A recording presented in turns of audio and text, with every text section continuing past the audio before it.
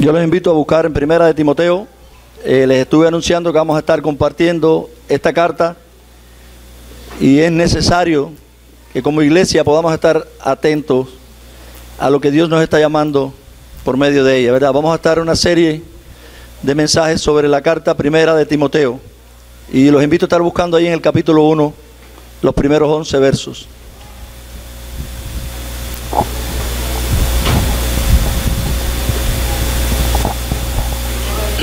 Primera de Timoteo, capítulo 1 y verso del 1 al 11. Y estaríamos hablando sobre los deberes tanto de pastores como ovejas en la casa de Dios, que no es este edificio, es la iglesia. 1:1. Empezamos allí en el verso 1, dice: Pablo, apóstol de Jesucristo por mandato de Dios nuestro Salvador y del Señor Jesucristo nuestra esperanza, a Timoteo, verdadero hijo en la fe, gracia, misericordia y paz de nuestro Señor, Padre de Jesucristo, Jesús nuestro Señor. Es decir, gracias, misericordia y paz de Dios nuestro Padre y de Cristo Jesús nuestro Señor.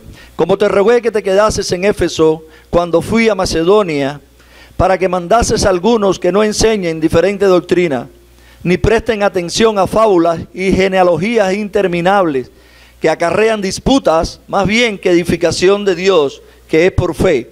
Así te encargo ahora, pues el propósito de este mandamiento es el amor nacido de corazón limpio y de buena conciencia, y de fe no fingida, de las cuales cosas, desviándose algunos, se apartaron a vana palabrería, queriendo ser doctores de la ley, sin entender ni lo que hablaban, ni lo que afirman. Pero sabemos que la ley es buena, si uno la usa legítimamente. Conociendo esto, que la ley no fue dada para el justo, sino para los transgresores y desobedientes, para los impíos y pecadores, para los irreverentes y profanos, para los parricidas y matricidas, para los homicidas, para los fornicarios, para los sodomitas, para los secuestradores, para los mentirosos y perjuros, y para cuantos se oponga a la sana doctrina, según el glorioso evangelio del Dios bendito que a mí me ha sido encomendado. Oremos. Señor, en esta mañana, Dios, te necesitamos como siempre. Y te ruego, Dios, que tu Espíritu nos pueda estar llevando, Dios, hacia todas esas verdades que como iglesia necesitamos entender. Tanto para aquellos que ministramos, Señor, en el área de la enseñanza, como para aquellos que tenemos que servir en cualquier otra área en la iglesia, para aquellos que somos parte de tu pueblo. Y que podamos, Dios mío, no solo tener un conocimiento de lo que tú dices, sino que podamos salir con un corazón arrepentido cuando nos demos cuenta, Dios, que estamos caminando en la dirección opuesta. Pero también, Dios, que podamos salir con ese anhelo de servirte y seguir en aquello que tú nos enseñas también, tal vez aquello que no conocíamos. A través de esta serie, Señor, de predicas de esta carta de Timoteo, yo te ruego, Señor, que tú abras nuestros ojos y que podamos estar atentos, porque como cuerpo tuyo, Señor, queremos servirte a tu manera y no a la nuestra. Perdónanos, Señor, si hemos estado caminando en alguna dirección que a ti no te agrada, pero ya alúmbranos y abre nuestros ojos, en el nombre de Jesús. Amén y amén. Y les estaba diciendo que tanto los ancianos, y en la Escritura es bueno que sepamos algo, la palabra ancianos, obispos y supervisores, o en este caso hablan y apuntan a la misma persona, está apuntando a pastores. Por eso habla de los ancianos. Y la iglesia del Señor Jesucristo tiene dos cuerpos. En este caso es revelado en la misma Escritura, en esta carta y en otras, pero habla específicamente de aquellos que gobiernan, que son los pastores, ancianos, llamados los ancianos, y está el ala que sirve, llamados diáconos, y ahí está la enseñanza en el nuevo pacto para la iglesia del Señor Jesucristo, y expresada mayormente aquí en esta primera carta y en la segunda de Timoteo. Dirigen ancianos y sirven a las necesidades del cuerpo del Señor Jesucristo, diáconos llamados por Dios también. Ahora, hemos estado en los estudios en la mañana y hemos estado observando y escuchando sobre qué dice la palabra de Dios que es la iglesia. Nosotros deberíamos entender siempre lo que Dios está llamándonos, a qué nos está llamando, qué somos como iglesia. Y la Biblia nos habla de que somos una columna y baluarte, somos columna y baluarte de la verdad. La iglesia está llamada entonces a sostener y defender la verdad. Para sostener y defender la verdad, la iglesia primero debe conocer la verdad. Porque no podemos sostener algo que no conocemos. Así que debemos conocer la verdad, que es la que debe ser defendida. ¿Y cuál es la verdad que debe ser defendida? Según la palabra que vamos a estar estudiando en toda esta carta, es el evangelio de la gracia del Señor Jesucristo. Pero número 2, la iglesia debería promover la verdad. Y la verdad que debería ser promovida por la iglesia del Señor Jesucristo es el evangelio de la gracia del Señor Jesucristo. Está revelada en la Escritura y vamos a estar examinando a través de toda esta carta. Pero también la iglesia debería denunciar todo aquello que marchite la verdad, y es el evangelio de la gracia del Señor Jesucristo. Así que la primera instrucción de Pablo a su discípulo Timoteo es una instrucción clara e enfática. Timoteo debía quedarse en Éfeso para defender y luchar por el evangelio. Eso es lo que podemos estar mirando a modo de introducción. Ahora, ¿cómo haría Timoteo su trabajo? ¿Cómo haría Timoteo su trabajo? Y dice allí en el verso 3 y 4, instruyendo a algunos para que no enseñen una doctrina extraña. En el verso 3 y en el verso 4 dice, ni prestaran atención, instruyendo para que no enseñen doctrina extraña, ni que presten atención a mitos y genealogías interminables, dice el Señor por medio de su Espíritu revelado a este hombre. Por tanto, le está diciendo, Timoteo, vas a instruir a algunos para que no enseñen una doctrina extraña, pero también para que no presten atención a mitos y genealogías que son interminables, no tienen fin. Ahora, en el párrafo final, y me gustaría para los que no busquen, hermanos, rápido, que escuchen, en el capítulo 6, versos 20 y 21, y es bueno mencionar en la introducción de la carta, esto que dice Pablo al finalizar su carta. Y ahí Pablo le está diciendo en el verso 20, Timoteo, guarda lo que se te ha encomendado. Guarda lo que se te ha encomendado. Y Timoteo, evita las palabrerías vacías. Yo creo que estamos viviendo tiempos donde Timoteo va a tener que volver cada día, ¿verdad? Timoteo, guarda lo que se te ha encomendado y evita las palabrerías vacías y profanas y evita las objeciones de lo que falsamente se llama ciencia, la cual dice, profesándola algunos, ¿qué pasó con ellos? Dice, se han desviado de la fe. Y tenemos que tener mucho cuidado como iglesia, hermano, porque podemos estar corriendo en una dirección equivocada. Y esta carta no fue enviada a la iglesia en primera mano o de primera mano. Esta carta fue enviada a una persona particular llamada Timoteo.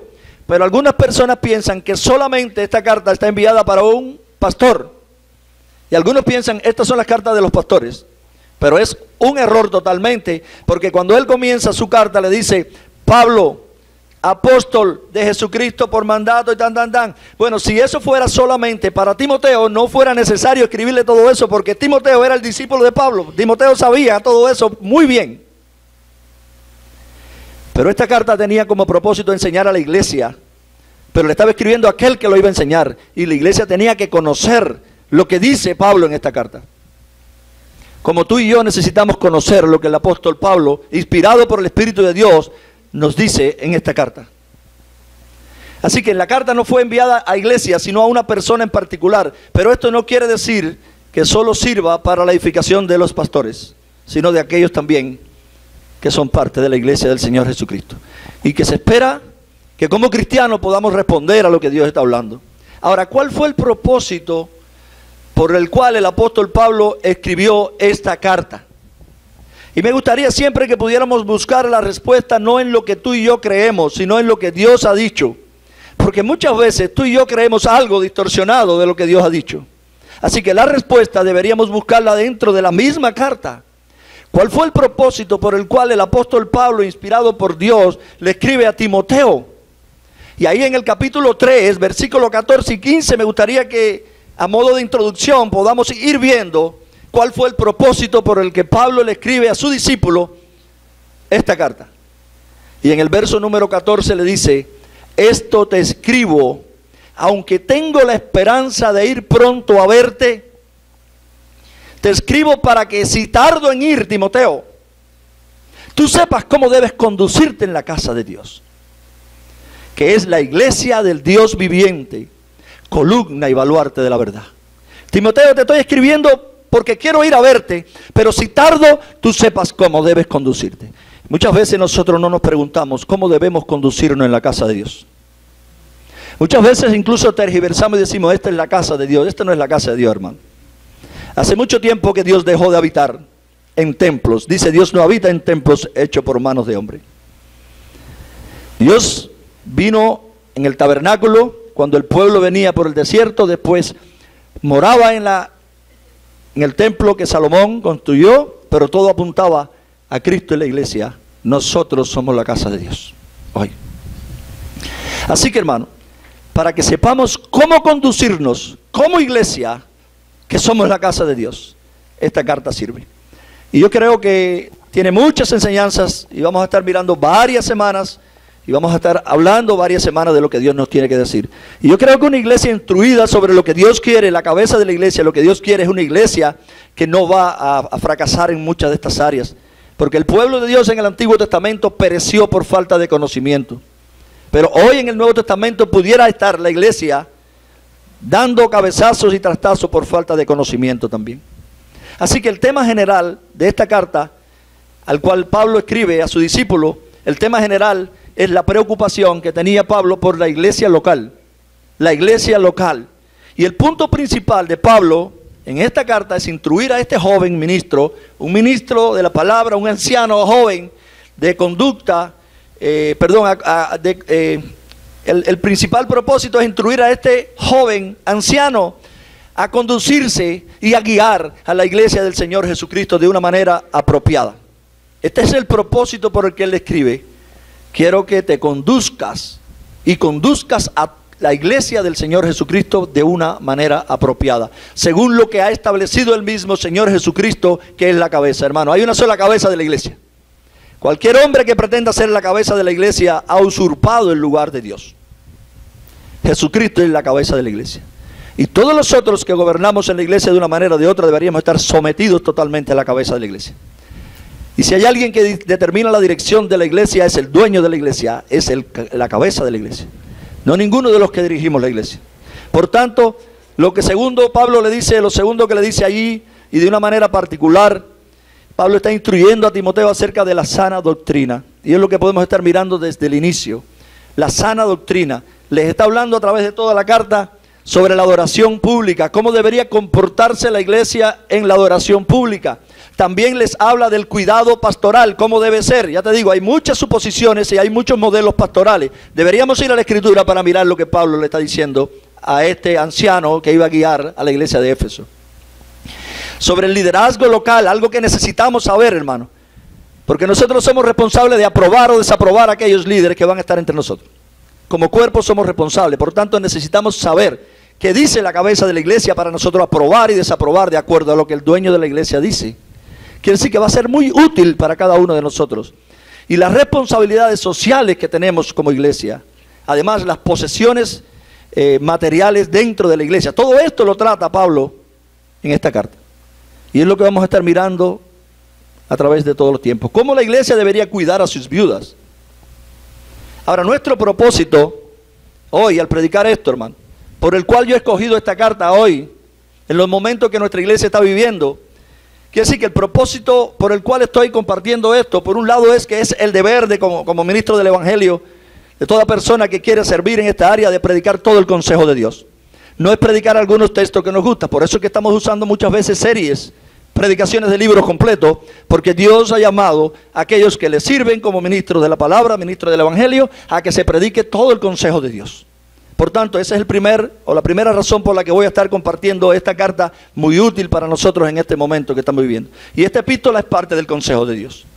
Pero número 2, porque nos interesa saber como iglesia local, iglesia de los Pinos Nuevos de Artemisa, qué somos a los ojos de Cristo y qué Él espera de esta iglesia y de los líderes de esta iglesia.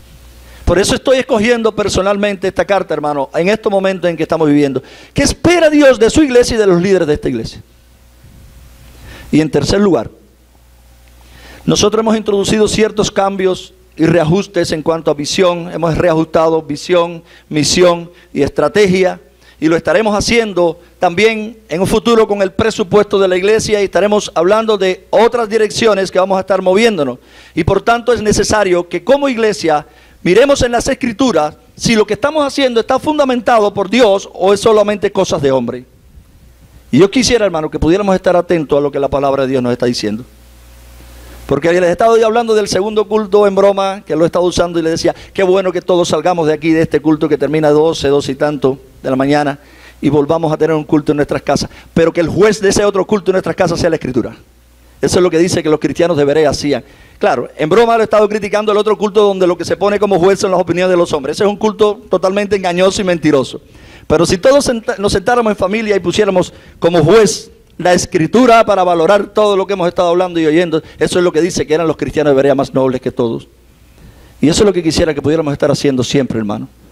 Poniendo la Escritura arriba de la mesa en la familia para ver si lo que se ha estado hablando es de acuerdo a lo que Dios ha estado diciendo. Así que nuestro punto de partida hoy es, ¿qué espera la cabeza de la iglesia de su iglesia? Y tú y yo somos miembros de la iglesia del Señor Jesucristo. Y una de las preguntas que siempre debemos tener en mente es, ¿qué espera la cabeza de la iglesia de su iglesia? ¿Qué espera? ¿Qué espera Jesucristo de esta iglesia local de Artemisa? Y para responder bien a esta pregunta, hermanos, es necesario identificar la manera en la que Pablo describe a la iglesia. Y un autor llamado Greg Nichol dice, la iglesia hace lo que hace porque la iglesia es lo que es.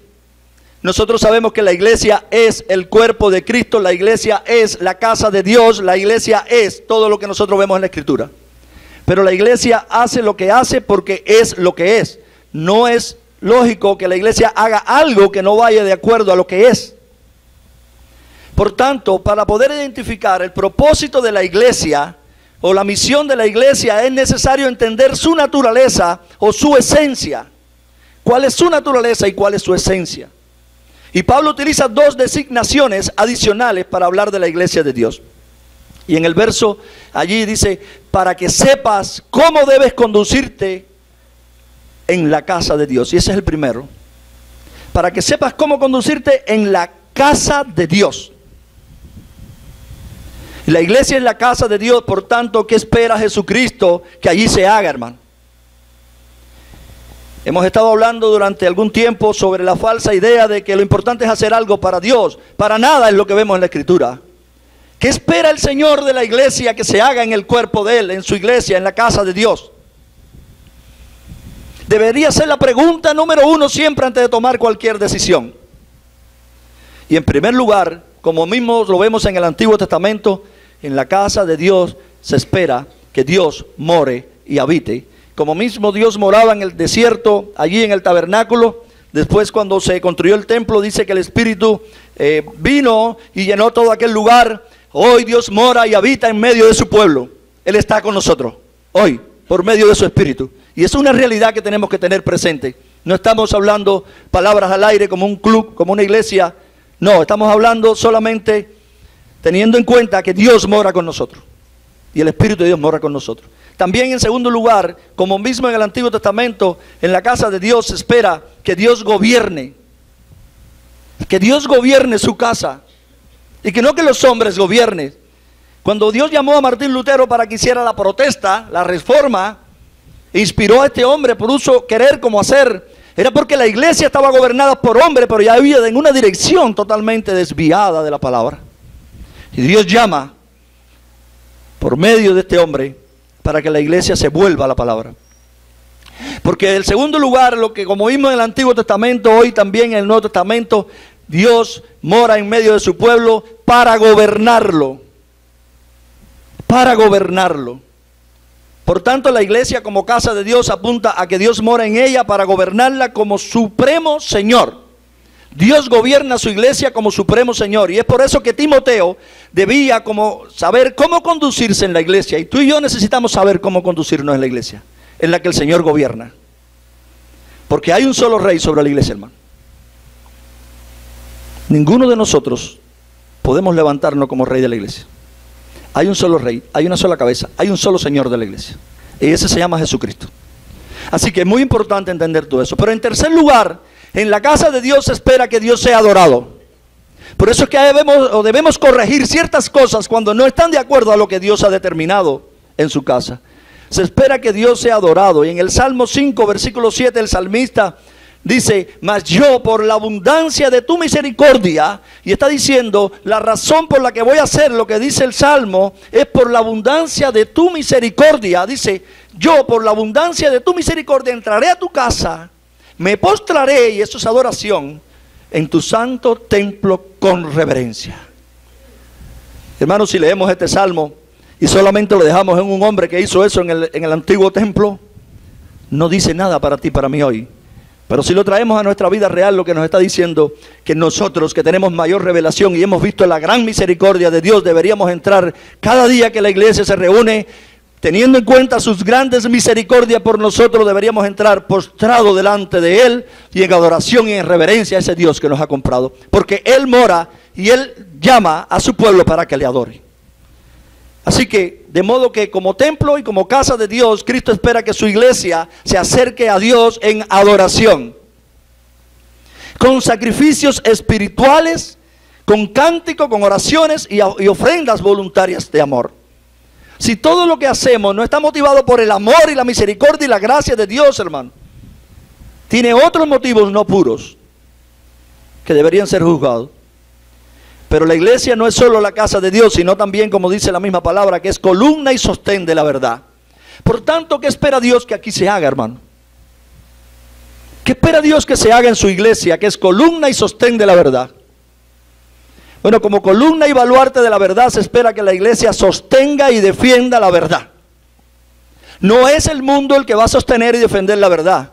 No son los ángeles los que van a hacer eso. Dios ha encomendado a la iglesia del Señor Jesucristo, a su iglesia, que sea columna y baluarte, que es columna y baluarte de la verdad. Pero ¿cuál es la verdad? Ahí miramos y vemos a Poncio Pilato preguntando: ¿y cuál es la verdad? Y vemos muchas personas en estos tiempos todavía preguntando: ¿y cuál es la verdad? Y vemos a algunos muy erróneamente diciendo: si Jesús no pudo responder cuál es la verdad, ¿quién sabe cuál es la verdad? Cada uno tiene su propia verdad. Pero esto es uno de los errores más dañinos que ha podido entrar dentro de la iglesia. Porque Jesús había acabado de decir momentos antes: yo soy el camino, yo soy la verdad. Y Jesús es el evangelio, por tanto la verdad a la que nosotros tenemos que sostener es el evangelio del Señor Jesucristo. Y al leer toda la carta que vamos a estar viendo, vemos que la verdad que ha de ser defendida por su iglesia es el evangelio del Dios bendito, el evangelio de la gracia del Señor Jesucristo, el cual le había sido encomendado a Pablo y ahora también a Timoteo para defenderlo y para proclamarlo. Ahora, de manera que el propósito de esta carta es capacitar a Timoteo con el conocimiento que necesitaba para poder hacer la obra que Dios le había encomendado en la iglesia. Estamos viviendo momentos donde cualquier persona se brinda a servir a Dios, y lo menos que hace es preguntarle al Dios de la Biblia, al Dios que inspiró su palabra, para ver cómo yo tengo que hacer lo que tú me llamaste a hacer. Y rápidamente empezamos a poner ideas humanas y empezamos a buscar lógica para hacer lo que Dios quiere que nosotros hagamos. Cuando lo primero que deberíamos hacer es correr a ver cómo el dueño de la iglesia quiere que yo haga lo que Él quiere hacer en su iglesia. ¿Y cuál era la obra que Timoteo tenía que realizar? En el capítulo 1, versículo del 1 al 20, y le voy a mencionar algo de lo que vamos a estar viendo en semanas, hermano. Prohibir la enseñanza de una doctrina diferente. Pero en el capítulo 2, que lo vamos a ver también en otros temas, quería que él animara a la iglesia a ser una iglesia que haga de la vida de oración una prioridad, pero no de la vida de oración egoísta, sino de la vida de oración centrada en el reino.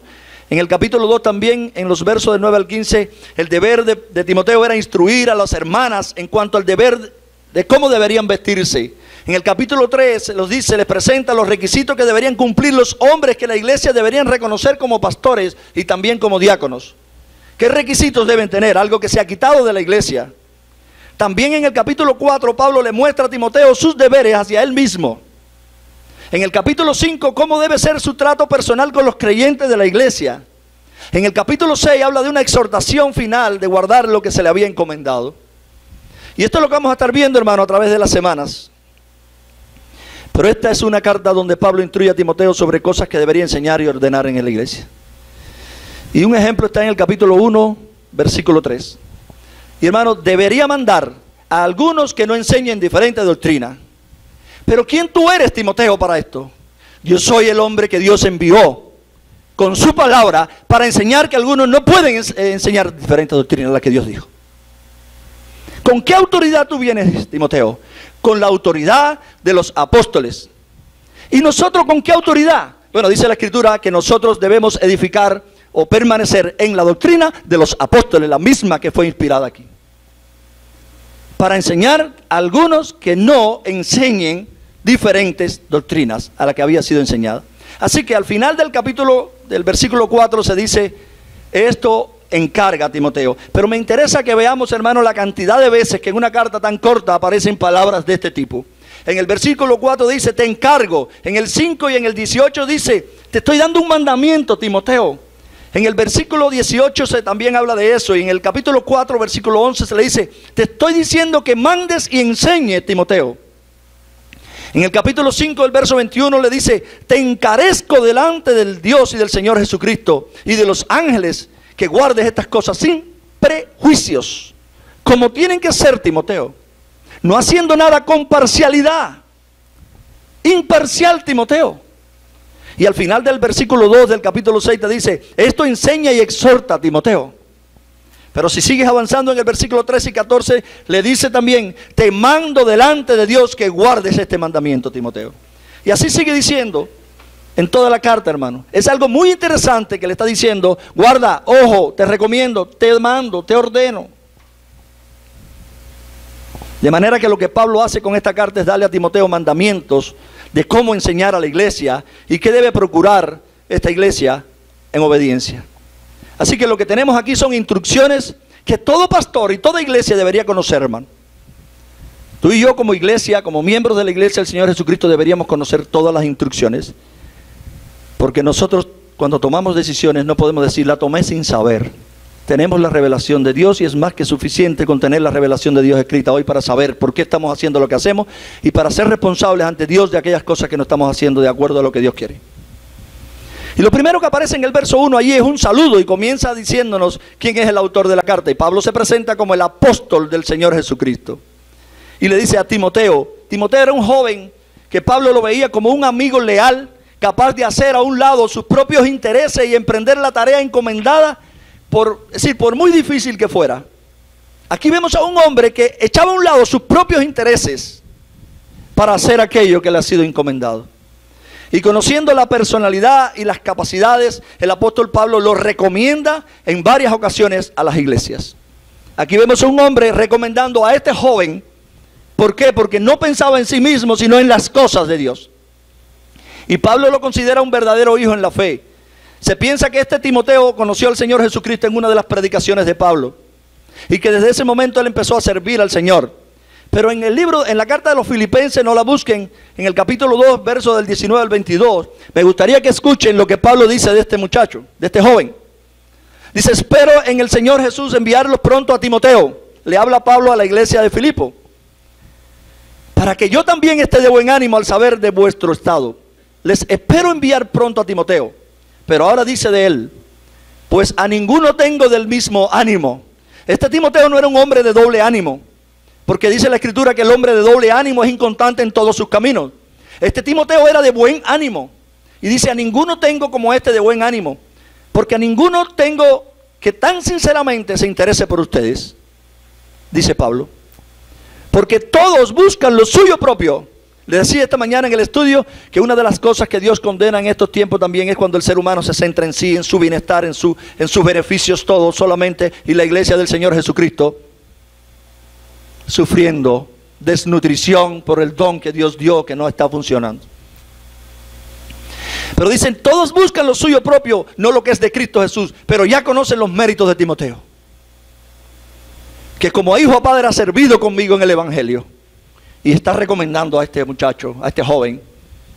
Y hermanos, en este momento en el que estamos ya avanzando, ¿alguien o alguna autoridad espiritual puede decir esto de nosotros? A ninguno tengo como tu nombre y el mío. Porque todos piensan en sí mismos, pero este piensa en lo de Dios. Y pone a Dios primero. ¿Alguien podría decir así de nosotros? ¿Podría alguien dar testimonio de que tú eres un creyente que no busca lo suyo, sino lo que es de Cristo y apasionado con lo que es de Cristo por encima de lo tuyo? Este es el caso de este hombre, Timoteo. Y el saludo que Pablo le envía en la carta tiene que ver con 3 bendiciones que solo la pueden tener aquellas personas que han sido salvadas por la gracia de Dios. Y él le dice, gracia, misericordia y paz. Gracia, la manifestación de la gran bondad de Dios hacia nosotros, que como pecadores lo que merecemos es el juicio de Dios. Lo segundo que le dice misericordia, y nos habla de la compasión activa de Dios. Viéndonos en nuestra miseria, Dios tuvo misericordia de nosotros y la tiene todos los días todavía. Y paz, lo que Pablo le está deseando en un saludo es una paz que nos lleva a un estado de tranquilidad interior. Pero ¿cuál era el deber de este hombre como un ministro? ¿Y cuál es el deber de los ministros de Dios hoy? Pablo sabía con certeza que Timoteo había sido escogido por Dios para ser el líder de la iglesia, hermano. Y Pablo lo anima porque sabía que por ser un pastor joven tenía que afrontar muchas batallas. Sin embargo, si Timoteo recordaba que Dios mismo era el que lo había llamado, el liderazgo sería fortalecido para militar la buena o luchar por la buena batalla, como dice, la buena milicia, la buena batalla de la fe. Y en el verso número 3 nos da a entender que Pablo en una ocasión pasada ya le había dicho, le había hablado de esto a Timoteo. Y en el verso 3 dice, como te rogué que te quedases en Éfeso cuando fui a Macedonia. Ahora le está escribiendo una carta, pero le dice, te rogué que te quedaras en Éfeso cuando fui a Macedonia para que mandases a algunos que no enseñen diferente doctrina. Le mandó para que fuera a Éfeso para prohibir que algunos enseñaran una doctrina diferente. ¿Y qué es lo que esto nos muestra, hermano? La forma en que Pablo se lo pide, rogando, pudiera darnos a entender que era un lugar donde Timoteo deseaba salir, huir de ahí, por lo difícil de la situación de Éfeso. Y tal vez debido a la hostilidad que podía recibir en Éfeso, o por la encomienda de corregir que Pablo le dijo, y algo que es muy difícil, sabemos que es la parte más difícil de un ministerio, la parte más difícil de los ancianos. Ahora, según el texto, podemos entender que el ministerio o el ministro del Señor, o aquellos que son llamados al ministerio, tienen la responsabilidad de ser fieles vigilantes de la sana doctrina, hermano. La iglesia ha querido siempre sacar a los pastores del propósito por el que Dios los ha puesto, y eso es lo que pasó con la iglesia católica romana. Muchas veces fue cayendo en todo lo que los hombres querían. Pero hermano, aquellos que son llamados al ministerio tienen la responsabilidad de ser fieles vigilantes de la sana doctrina en la iglesia, para poder detectar lo que no está conforme a esta sana doctrina y para poder prohibir la enseñanza dentro de la iglesia de una doctrina que no sea la sana doctrina. Pero hay un problema. En el tiempo que estamos viviendo, hermano, todo el mundo dice tener la sana doctrina. ¿A dónde vamos para saber quién tiene la sana doctrina? ¿A dónde deberíamos ir? ¿A qué iglesia le preguntamos? Bueno, todas las iglesias te dicen que tienen la sana doctrina. Deberíamos preguntarle a la palabra de Dios cuál es la sana doctrina. Y si Pablo está hablando en esta carta de la sana doctrina, ahí dentro de esta carta está lo que quiere decir la sana doctrina. Y algunos comentaristas piensan que algunos del versículo 3, dice, algunos enseñando falsas doctrinas o enseñando otras doctrinas, algunos comentaristas piensan que trata de creyentes que estaban recién desviándose. Y los ancianos de la iglesia están para vigilar cuando hay algunos recién desviándose. Así que algunos piensan que estos estaban recién desviándose doctrinalmente y por lo tanto si eran humildes podrían volver a la sana doctrina, si eran humildes, pero si son arrogantes y orgullosos nunca volverán. Y los pastores han sido llamados, hermano, por Dios para velar, para que la comida que comen las ovejas sea una comida de primera mano.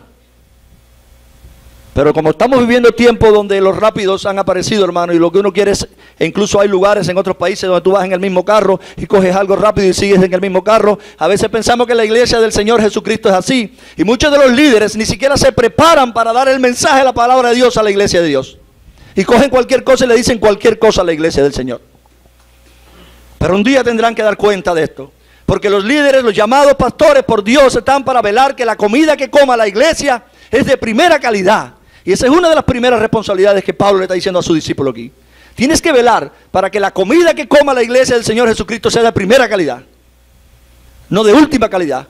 Y para que esto sea posible lleva mucho tiempo en preparación para que esa comida sea la comida que Dios quiere y no una comida artificial.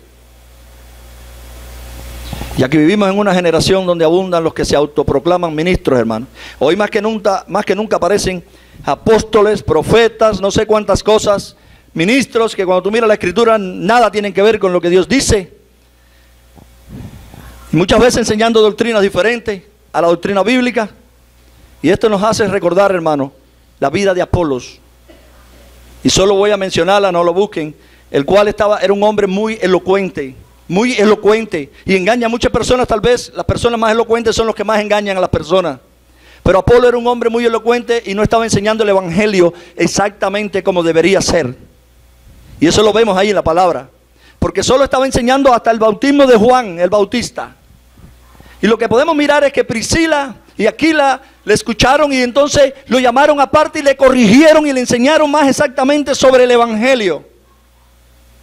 Y Apolo fue una persona humilde, corrigió su mensaje y luego comenzó a exponer el evangelio de Jesucristo de una manera exacta. Pero no todos son Apolos hoy, hermano. Hoy hay muchas personas que no son para nada humildes.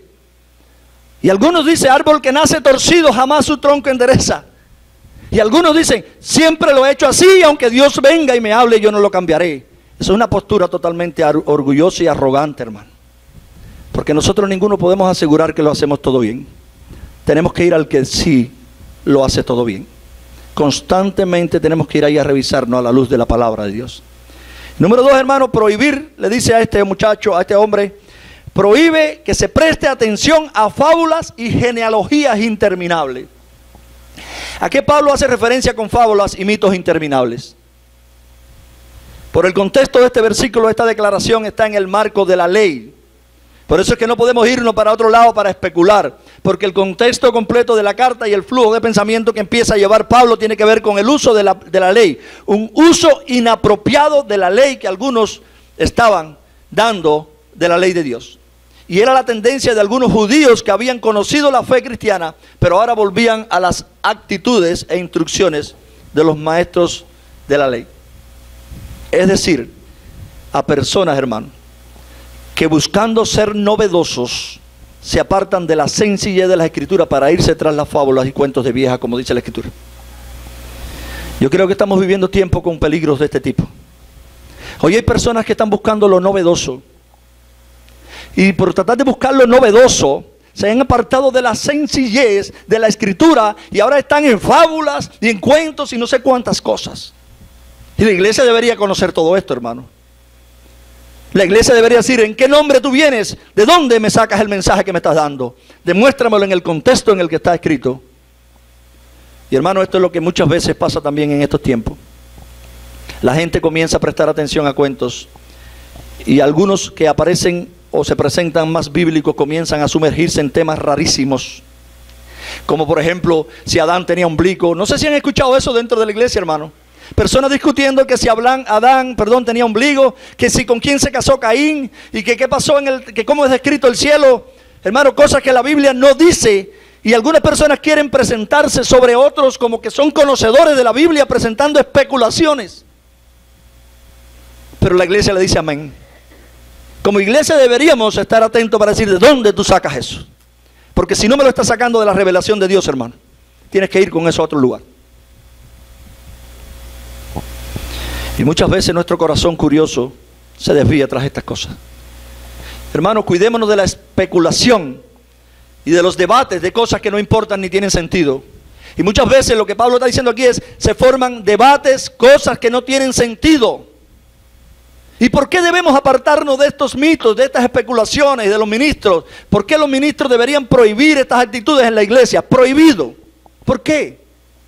¿Será un capricho de los ministros de Dios? No. Lo que dice la misma carta es porque acarrean disputas. Y número 2, porque no edifican. Cuando dice la palabra porque acarrean disputas, no tienen el fin de enseñar nada, hermano. ¿Cuál es el propósito? De edificar la vida de alguien, que alguien crezca un paso más. No tienen propósito de eso. Su único interés es la especulación y lo novedoso, para que todo el mundo para que yo sea algo nuevo. Y solo sirve para discusión. Y no edifica. Porque todo lo que no proviene de una fe sólida, no edifica.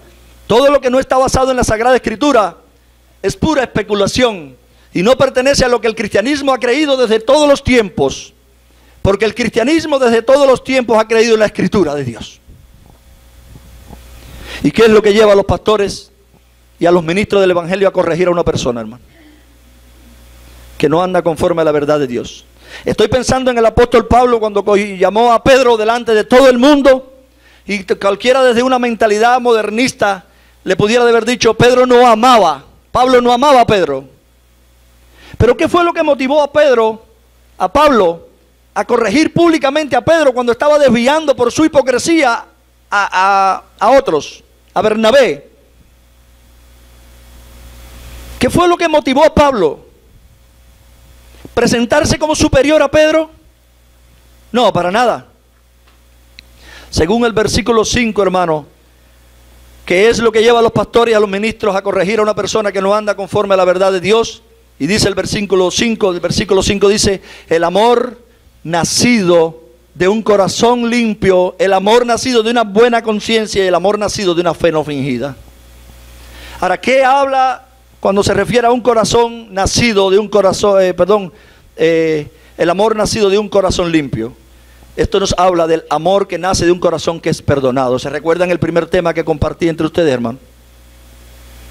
O vivimos en el perdón, o no tenemos la vida que Dios quiere, hermano, o no estamos viviendo a la altura de lo que Dios nos llama.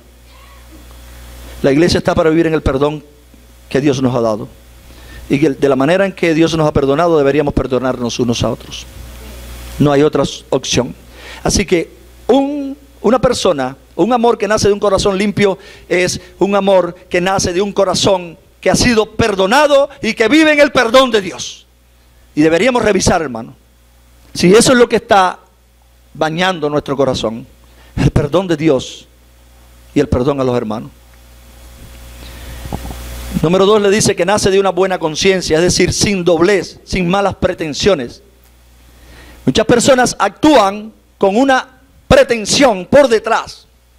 Anoche mi hermano predicaba y hablaba de la intención de lo que se hace. Y aquí está diciendo una persona que no tiene malas pretensiones, sino que sirve para la gloria y para la extensión del reino de Dios. Y por eso es que Pablo reprendió a Pedro, porque Pedro estaba extraviando a otras personas con la hipocresía para que sirva en la expansión del reino y la gloria de Dios. Por eso es que lo reprende. Y eso es amor. Y número 3, que nace de una fe no fingida, una fe verdadera, una fe que no es hipócrita. Porque la verdadera motivación o aquello que mueve el corregir de los ministros de Dios debe ser la seguridad de que lo hace porque lo ama. Y no quiere que se desvíe, no quiere que acarree para sí desgracia. Esa debería ser la motivación de todos aquellos que corrigen, con un corazón limpio. Ahora, ¿cuál es la razón por la que debemos corregir el error? Y el verso 6 nos responde, hermano.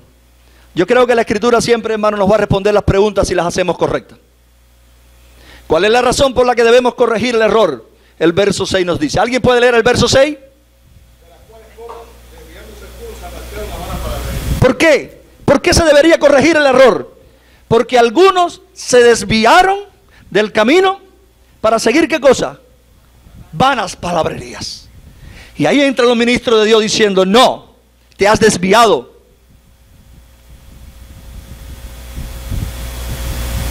¿Y qué es lo que buscan los desviados? Hermano, me gustaría que prestemos atención. ¿Qué buscan los desviados? ¿Cuáles son las pretensiones de los desviados? Mi hermano, ¿puede leer el verso 7 de nuevo? Sí, el 6. De las cuales cosas, riéndose algunos, se apartaron a la palabrería. Pero sigue el 7 ahora. Queriendo ser doctores. ¿Cuáles son las cosas que tienen detrás estas personas? ¿Queriendo qué? Ser doctores. Lo que está diciendo, queriendo ser experto. Dice yo, Sproul dice algo. Casi todo el mundo en la iglesia quiere responder ante una pregunta bíblica, pero casi nadie quiere en la iglesia muchas veces estudiar la Escritura, pasar tiempo estudiando la Escritura. ¿Cómo podemos tener un apetito rápido para responder preguntas cuando no tenemos el mismo apetito para ver qué Dios dice? Y estas personas dicen que se habían desviado, estaban ¿qué? Queriendo ser doctores, queriendo ser los que sabían mucho de la ley de Dios. ¿Qué más dice? Sin entender ni lo que hablan ni qué. No entendían ni papa y querían hacerse los doctores. Pero esa es la realidad de muchas personas hoy dentro de la iglesia del Señor. No entienden ni papa y quieren hacerse los doctores, los maestros. Y quieren ser doctores de la ley, sin embargo dice que la realidad es que no entienden ni lo que hablan ni lo que afirman. Y los hombres de los que Pablo habla pretendían ser expertos en cuanto a la ley de Dios, pero le daban un uso pervertido a la ley de Dios. Y muchos hoy en el tiempo en que nos ha tocado vivir como iglesia, pretenden ser expertos, pero le están dando un uso pervertido a la ley de Dios. Y es por eso que Pablo en el verso 8, me gustaría que lo pueda leer, hermano. Pero sabemos que la ley es buena. ¿Cómo? Si uno la usa legítimamente. Y rápidamente sale una pregunta. ¿Cómo es usar la ley legítimamente? ¿Cómo es usar la ley legítimamente? ¿Cómo la usaron los fariseos que Jesús vino atacándolos completamente? Los fariseos le ponían cargas con la ley a las personas que ellos ni llevaban ni podían llevar. Y eso es lo que pasa dentro de la iglesia en estos tiempos, hermano. El legalismo dentro de la iglesia le pone cargas a las personas con la ley de Dios para que la gente entre en cumplimiento que ellos ni siquiera han podido llevar. Eso es un uso ilegítimo de la ley de Dios. El uso correcto que le podemos dar a la ley no es justificar a las personas por su obediencia a la misma. Y esto es lo que hacían los fariseos. Porque yo estoy obedeciendo la ley, ya me puedo presentar delante de Dios. Y esto es lo que hacen las posturas dañinas dentro de la iglesia de hoy. Sino el uso correcto de la ley es mostrarles a las personas que necesitan un Salvador. Cuando la ley de Dios se presenta como debe presentarse, las personas tienen que correr y postrarse diciendo: ¡ay, Dios mío! ¿Qué he hecho? Porque hemos violado la ley de Dios. Y en el verso 9 y 10, ¿qué dice la palabra? ¿Podías leerlo? Conociendo esto, que la ley no fue dada para el justo. La ley no fue dada para el justo. ¿Y eso? Sino para los transgresores y los desobedientes, para los impíos y pecadores, para los irreverentes y profanos, para los particidas, para los homicidas, para los fornicarios, para los sodomitas, para los secuestradores, para los mentirosos, perjuros y para cuantos se opongan a la sana doctrina. La ley fue dada para los que se opongan a la sana doctrina, hermano. También. Pero ¿cómo es esto? ¿A qué nos está llevando Pablo? Hermano, la ley no puede justificar a nadie. Al justo no lo puede justificar la ley. Porque lo que hace la ley, según la misma palabra del apóstol Pablo, es hacerte ver qué malo tú eres, qué pecador tú eres. Y dice que la ley fue dada para que el ser humano corriera para Cristo. Pero el ser humano ha querido cumplir la ley. Como mismo Dios dio en el Antiguo Testamento, le dijo: cuando sean mordidos de serpiente, ponga una serpiente bien en alto de bronce, para que cuando sean mordidos por serpiente, corras y mires a aquella serpiente levantada allí y seas salvo, seas sanado. Aquello era algo que apuntaba al Señor Jesucristo en la cruz. ¿Y qué hizo el pueblo? Rápidamente dijo: la serpiente es el fin. Y por eso Dios mandó después destruir la serpiente, porque la habían convertido en ídolo. Y es lo que pasa muchas veces hoy con el legalismo en la iglesia, hermano, que pone la ley que fue dada para que llevara a Jesús a las personas, la ponen como el cumplimiento donde uno se presenta delante de Dios. La ley nunca pudo, ni puede, ni podrá ser justo a nadie, hermano. Jamás. La ley lo que sí puede es condenarnos. Condenarnos. Pero qué bueno que vino Jesucristo para salvarnos. Para salvarnos. Ahora, el único que puede justificarnos se llama Jesucristo, no es la ley. Y es lo que está tratando de hacer, si se usa legítimamente. Pero ¿cuáles son las enseñanzas que componen la sana doctrina? ¿Cuáles son estas enseñanzas? Y el verso 1 dice, hermano. El verso 11, perdón. Porque muchas veces estamos viviendo hoy y escuchando de todo el mundo que tengo la sana doctrina. Pero el verso 11 dice la sana doctrina. ¿Cuál es? Según el glorioso evangelio del Dios bendito. Esa es la sana doctrina, hermano. El glorioso evangelio del Señor Jesucristo. Esa es la sana doctrina. No hay otra sana doctrina. Y muchas veces no se está predicando el evangelio y se le llama sana doctrina. Y Pablo dice, el glorioso evangelio, el bendito evangelio que a mí me ha sido encomendado. Y ahora Pablo se lo estaba encomendando a este discípulo. Y que tú y yo lo tenemos también como encomienda. Estamos llamados para hablar de las virtudes de él. Y ese es el evangelio. Y esa es la sana doctrina. El evangelio que dice, según el versículo 15, proclama que Cristo vino al mundo para salvar a los pecadores, de los cuales dice Pablo, yo soy el primero. Eso es lo que hace el evangelio. Y Pablo llama a Timoteo para que pelee la buena batalla de la fe, saliendo al frente a los falsos hermanos. Pero no solo es una obra de los ministros de Dios. Cualquier hijo de Dios que entienda lo que Dios nos está llamando a hacer pudiera salirle al frente a los falsos maestros. Aquellos que se presentan enseñando otras cosas, fábulas, no sé cuántas cosas, y no el evangelio de la gracia de Dios. Salirle al frente a estos falsos. Y Timoteo, como ministro, debía ponerse los pantalones espirituales, como se dice en el mundo. Timoteo, ponte los pantalones espirituales, exhorta, disciplina en caso de que sea necesario, Timoteo. Y hay un parámetro, iglesia, para que puedan medir a los ministros que van a ser llamados en el futuro. Y está aquí en la carta. Así que les invito a que presten atención semana tras semana. Un parámetro para evaluar a los ministros de Dios. Y en este primer inicio de la carta, una de las cosas que deberían hacer los ministros de Dios, llamados por Dios, es pelear la buena batalla, en la medida en que defienden la verdad del evangelio con una conciencia limpia, perdonada por Dios y sincero de corazón. Pero defienden la verdad de Dios. Esa es una característica para saber si es el ministro apto por Dios. Y hermanos, hombres de Dios que están aquí, mujeres de Dios que están aquí, levántate en medio de una generación maligna y perversa, hermano. Levantémonos, hombres y mujeres también, como hombres de Dios, mujeres de Dios, en medio de una generación maligna y perversa. Levantémonos, predicadores de la palabra que hoy tenemos. Levantémonos también y proclamemos la sana doctrina, el evangelio de la gracia de Dios. Tal vez no seamos mucho, como decía Roberto. No importa la cantidad de personas que estén predicando en nuestra iglesia. Lo que importa es que estén predicando la sana doctrina del evangelio de la gracia de Dios. Levantémonos y proclamemos la sana doctrina. ¿Por qué, hermano? ¿Por qué?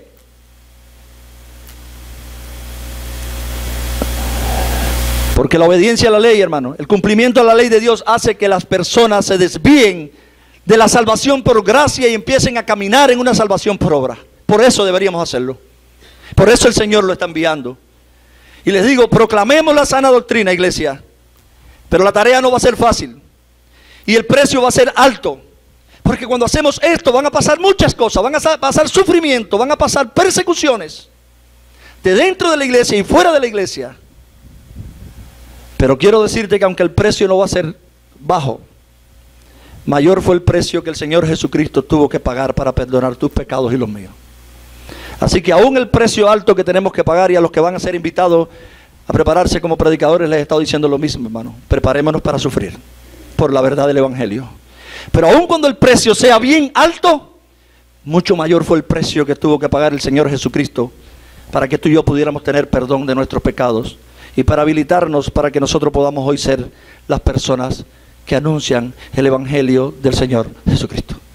Iglesia, atentos a toda la carta de Timoteo. Yo les invito a hacer algo, hermano. Estemos leyendo todas estas semanas.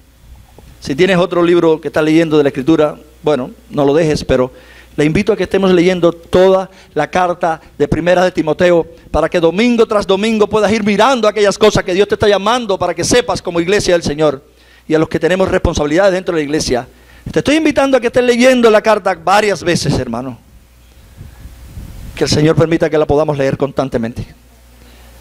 Oremos. Señor, ayúdanos. Los tiempos son difíciles.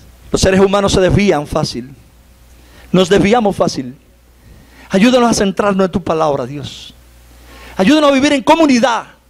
Que podamos vivir en un grupo donde unos a otros nos estemos estimulando para caminar en el camino que tú das, que tú enseñas. Ayúdanos, Señor. Perdónanos cuando nos demos cuenta que nos hemos desviado, que ya no estamos caminando de acuerdo a lo que tú dices. Perdónanos cuando queremos rebajar tu norma, rebajar lo que tú has dicho. Perdónanos cuando queremos hacer las cosas a nuestra manera, en tu iglesia, ignorando que tú eres el que la gobiernas y que tú eres quien determinas. Ayúdanos como iglesia, Señor. Ayúdanos como ministro de la palabra. Ayúdanos en todo el proceso que vamos a tener como iglesia hoy y siempre, en los procesos de elecciones que vamos a tener y en poder encomendar a aquellos a la obra del ministerio que tú has llamado. Perdónanos, Señor, pero gracias porque en ti tenemos redención y perdón. Alúmbranos cada día, en el nombre de Jesús. Amén.